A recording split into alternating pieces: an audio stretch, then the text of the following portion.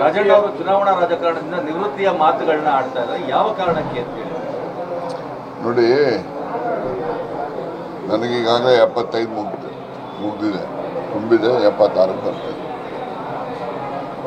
ನಾನು ಚುನಾವಣೆ ಇನ್ನೂ 2 ವರ್ಷ, 2.5 ವರ್ಷ, 3 ವರ್ಷನೇ ಇದೆ ಅಂತ ಇಟ್ಕೊಳ್ಳೋಣ. ಮೇ 13 ಅಂತ ಹೇಳಿದ್ರೆ ಇನ್ನೂ 2 ವರ್ಷ ತುಂಬಿದೆ, ಇನ್ನೂ 3 ವರ್ಷ ಇರ್ತಾರೆ. ನನಗೀಗ 75 ಇರುವಾಗ ಅಲ್ಲಿಗೆ 78 ಆಗ್ತದೆ.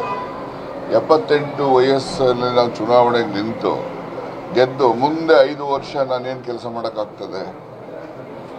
ಯಾಕೆಂದರೆ ವಯೋಸಹಜವಾದಂತಹ ದೌರ್ಬಲ್ಯಗಳು ಸಹಜವಾಗಿ ಮನುಷ್ಯನ ದೇಹದಲ್ಲಿ ಬರ್ತಕ್ಕಂಥದ್ದು.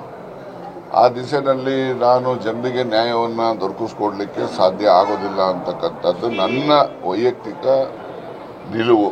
ಆ ದೃಷ್ಟಿನಲ್ಲಿ ಯುವಕರಿಗೆ ಹೆಚ್ಚು ಅವಕಾಶಗಳನ್ನು ಕೊಡಬೇಕು. ನಾವು ಕೂಡ ಆಗ ಚುನಾವಣೆ ನಿಲ್ಲಿಲ್ಲ ಅಂತ ಹೇಳಿ ರಾಜಕೀಯದಿಂದ ನಿವೃತ್ತಿ ಅಲ್ಲ, ಚುನಾವಣಾ ರಾಜಕಾರಣದಿಂದ ನಿವೃತ್ತಿ ಅಷ್ಟೇ.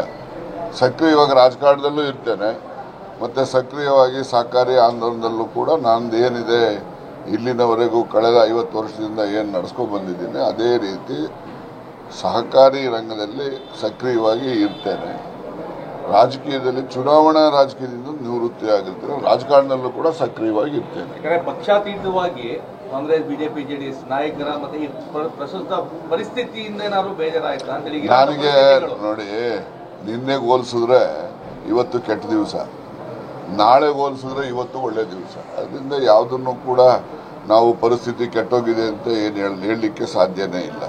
ಅದು ನಾವುಗಳು ಸೃಷ್ಟಿ ಮಾಡ್ಕೊಳ್ತಕ್ಕಂಥ ವಾತಾವರಣ ಅಷ್ಟೇ. ಅದರಿಂದ ಯಾವುದೇ ಒಂದು ಬೇಸರದಿಂದ ಆಗಲಿ ಅಥವಾ ಯಾವುದೇ ಒಂದು ಒತ್ತಡ ಆಗಲಿ ಮಾನಸಿಕವಾಗಿ ಯಾವುದೇ ರೀತಿಯಲ್ಲೂ ಕೂಡ ಈ ಒಂದು ತೀರ್ಮಾನಕ್ಕೆ ಅದು ಪೂರಕವಾಗಿ ಇಲ್ಲ. ನಾನು ಹೇಳ್ತಕ್ಕಂಥದ್ದು ಯುವಕರಿಗೆ ಹೆಚ್ಚು ಅವಕಾಶಗಳು ದೊರಕಬೇಕು. ನಾವು ಅವರಿಗೆ ಮಾರ್ಗದರ್ಶನ ಮಾಡ್ತಕ್ಕಂಥ ರೀತಿಯಲ್ಲಿ ನಾವು ಕೂಡ ನಡ್ಕೋಬೇಕು. ಆ ದೃಷ್ಟಿಯಲ್ಲಿ ನಾನು ಸಕ್ರಿಯ ರಾಜಕಾರಣದಿಂದ ನಾನು ದೂರ ಇಲ್ಲ, ಸಕ್ರಿಯ ಚುನಾವಣಾ ರಾಜಕಾರಣದಿಂದ ದೂರ ಇರ್ತೀನಿ ಅಷ್ಟೇ.